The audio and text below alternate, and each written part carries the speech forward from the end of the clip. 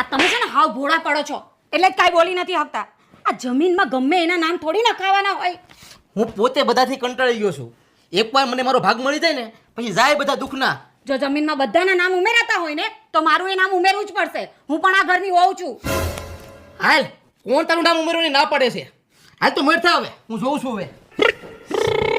અત્યાર સુધી આપણા બાપુએ જમીનમાં 37 નામ ઉમેર્યા છે, 37, અને આ સંખ્યામાં વધારો ચાલુ જ છે.